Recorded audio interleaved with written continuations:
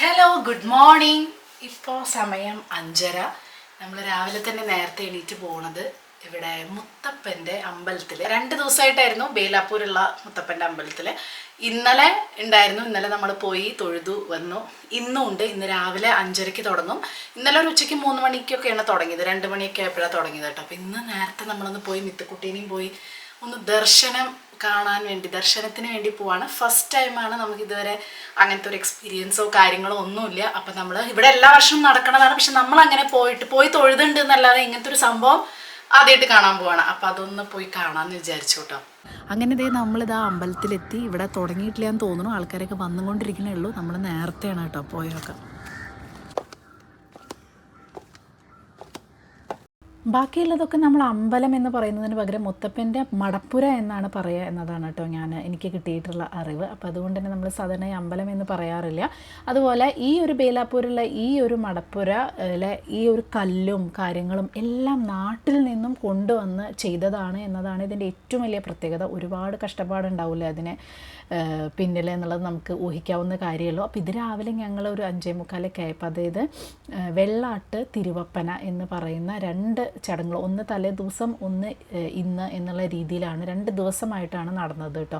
അപ്പോൾ ഈ മുത്തപ്പൻ്റെ കുറിച്ചുള്ള ഐതിഹ്യങ്ങളും ഒരുപാട് കാര്യങ്ങളും ഒരുപാട് കഥകളും എല്ലാതും നമ്മൾ യൂട്യൂബ് നോക്കിക്കഴിഞ്ഞപ്പോൾ എനിക്ക് കിട്ടി. പക്ഷേ എന്നാലും ആധികാരികമായിട്ട് അതിനെപ്പറ്റി പറയാൻ നമ്മൾ ആ നാട്ടിലല്ലാത്തതുകൊണ്ട് പലതരത്തിലുള്ളതും ഞാൻ കണ്ടപ്പോൾ എനിക്ക് അത് പറയാനുള്ള ഒരു അർഹത ഉണ്ടോയെന്ന് എനിക്ക് തോന്നി. അപ്പോൾ കണ്ണൂർ സൈഡിലുള്ള ആരെങ്കിലും ഉണ്ടെങ്കിൽ നിങ്ങൾക്കറിയാവുന്ന ഐതിഹ്യങ്ങളും നിങ്ങൾക്കറിയാവുന്ന കാര്യങ്ങളും എന്തൊക്കെയാണെന്നുള്ളത് കമൻറ്റ് ചെയ്യുക. നിങ്ങൾക്കറിയാവുന്നവർക്ക് ഷെയറും കൂടെ ചെയ്ത് കഴിഞ്ഞാൽ കുറച്ചും കൂടെ നന്നാവും കേട്ടോ. അപ്പോൾ എന്തായാലും ഞാൻ എക്സ്പീരിയൻസ് ചെയ്ത് എനിക്ക് ഭയങ്കരമായിട്ട് ഇഷ്ടപ്പെട്ട, ഞാൻ ഫസ്റ്റ് ടൈം എക്സ്പീരിയൻസ് ചെയ്തൊരു കാര്യം നിങ്ങളെയും കൂടെ കാണിക്കാം. അത് അതിൻ്റേതായ ഒരു റോ ഫോമാറ്റിൽ കാണിക്കാം എന്ന് വിചാരിച്ചു. അതുകൊണ്ട് ഇതിൽ പ്രത്യേകിച്ച് എഡിറ്റിങ്ങോ കാര്യങ്ങളോ ഒന്നുമില്ല. അത് എന്താണോ ഞാൻ അവിടെ കണ്ടത് അതേ രീതിയിലുള്ള കാര്യങ്ങളാണ് കേട്ടോ ഞാനിവിടെ നിങ്ങൾക്ക് കാണിച്ചു തരുന്നത്.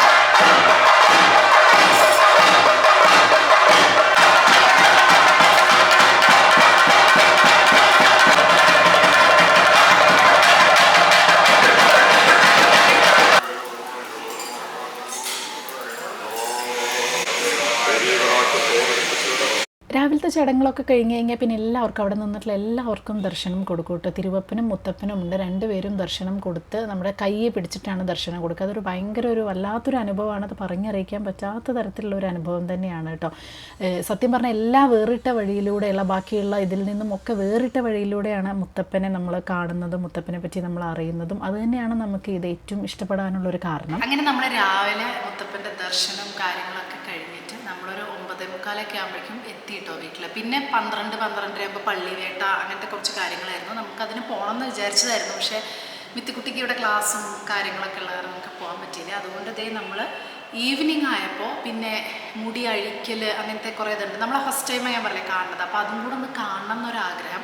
അപ്പോൾ ഈവനിങ്ങിലും ദർശനം, ഉച്ചയ്ക്കും ദർശനമൊക്കെ ഉണ്ട്. അപ്പോൾ നമുക്ക് രാവിലെ ദർശനം കിട്ടിയ കാരണം പിന്നെ അതിൻ്റെ കാര്യത്തിലില്ല, പക്ഷേ ഈവനിങ്ങിലും കൂടെ അതൊന്ന് കാണാൻ പോകാമെന്ന് വിചാരിച്ചത്. ഇപ്പോൾ മേലൊക്കെ കഴുകി നമ്മൾ ഡ്രസ്സൊക്കെ മാറ്റി ഇപ്പോൾ സമയം 6:30 ഒക്കെ ആയിട്ടേ ഉള്ളൂ. അപ്പം ഞാനും രമേശേട്ടനും കൂടെ പോവുകയാണ്. മിത്തുകുട്ടിയില്ല, ക്ലാസ്സും ട്യൂഷനും പഠിക്കാനും എക്സാമൊക്കെ നടക്കില്ല, അപ്പോൾ അതിനൊക്കെ വേണ്ടി ഇരിക്കുകയാണ്. അപ്പോൾ എന്തായാലും രാവിലത്തെ കണ്ടപ്പോൾ ഞങ്ങൾക്ക് ഭയങ്കര ദർശനമൊക്കെ കിട്ടിയപ്പോൾ ഭയങ്കര ഇഷ്ടപ്പെട്ടു കേട്ടോ. മിത്തുവിനും അതെ, കുട്ടികൾക്ക് ഭയങ്കര ഇഷ്ടമാവുമല്ലോ, മുത്തപ്പൻ്റെ കുട്ടിയല്ലേ എന്നൊക്കെ ചോദിച്ച് കൈയൊക്കെ പിടിച്ച് ദർശനം ഫസ്റ്റ് ടൈം എക്സ്പീരിയൻസ് ആണ്. അപ്പോൾ അതൊരു വല്ലാത്തൊരു അനുഭവമായിരുന്നു. മിത്തുവിന് വരണം എന്ന് ആഗ്രഹമുണ്ട്, പക്ഷെ പറ്റിയില്ല. അപ്പോൾ എന്തായാലും ഇനി നമ്മൾ പോയിട്ട് ബാക്കിയുള്ള കാര്യങ്ങളും കൂടെ നിങ്ങളെയും കൂടെ ആരെങ്കിലും ഇങ്ങനെ കാണാത്തവർ, കാരണം നമ്മുടെ നാട്ടിലേക്കൊന്നും ഇതില്ല, അങ്ങനെ അവിടെ വടക്കോട്ടേക്കല്ലേ ഉള്ളൂ. അപ്പോൾ കാണാത്തവരുണ്ടെങ്കിൽ നമ്മുടെ വീഡിയോ കൂടെ അത് കാണിച്ചു തരിക എന്നുള്ളതൊരു ഭാഗ്യമായിട്ട് കാണുന്നു. കാരണം നമ്മൾ പറശ്ശിനിക്കടവ് പോയ സമയത്തൊന്നും നമുക്കത് കാണാൻ പറ്റിയിട്ടുണ്ടായിരുന്നില്ല കേട്ടോ. കാരണം പിന്നെ ചോദിച്ചപ്പോഴാണ് ഇതൊരു വഴിപാടായിട്ട് നടത്തുമ്പോൾ ആ സമയത്താണ് ഇത് കാണാൻ പറ്റുക. ഇപ്പോഴൊക്കെ എപ്പോഴും എല്ലാ ദിവസവും ഉണ്ടെന്നാണ് ഇപ്പോൾ എൻ്റെ ഫ്രണ്ട് പറഞ്ഞത്, കണ്ണൂരുള്ള ഒരു. പണ്ടൊന്നും അങ്ങനെ എല്ലാ ദിവസവും അങ്ങനെ ഉണ്ടായിരുന്നില്ല, ഇപ്പം എല്ലാ ദിവസവും നടത്തുന്നുണ്ട് വെള്ളാട്ട് എന്നൊക്കെ പറയും. ഇവിടെ മുംബൈയിൽ എല്ലാ വർഷവും ഈ മുത്തപ്പൻ്റെ ഇതിൽ എല്ലാ വർഷവും ഈ ഒരു സമയത്താണ് നടത്തി വരാറുള്ളത്. അപ്പം ഇനി എന്തായാലും അടുത്ത പ്രാവശ്യം മുതൽ എല്ലാ വർഷവും പറ്റിച്ചാൽ പോകണമെന്ന് വിചാരിക്കുന്നുണ്ട്. ഇപ്പോൾ പോയിട്ട് ബാക്കിയുള്ള കാര്യങ്ങളും കൂടെ കാണിച്ചു തരാം കേട്ടോ. അപ്പോൾ വൈകുന്നേരം ഒക്കെ ഈ ഒരു ദർശനം കാര്യങ്ങളുണ്ടാവും. എല്ലാം കഴിഞ്ഞിട്ടാണ് കേട്ടോ പിന്നെ ആ മുടി അഴിക്കൽ എന്ന് പറഞ്ഞിട്ടുള്ള ആ ഒരു ചടങ്ങ് നടക്കുന്നത്. അതായത് ആ ഒരു വേഷം ഊരി വെക്കുന്നതാണ്. രാവിലെ കെട്ടിക്കഴിഞ്ഞാൽ പിന്നെ രാത്രി ഇതാ ഈ ഒരു സമയത്ത് എല്ലാ ദർശനം കഴിഞ്ഞിട്ടാണ് കേട്ടോ അത് അഴിക്കുന്നത്. അത് കാണേണ്ട ഒരു ചടങ്ങ് തന്നെയാണ് ശരിക്കും.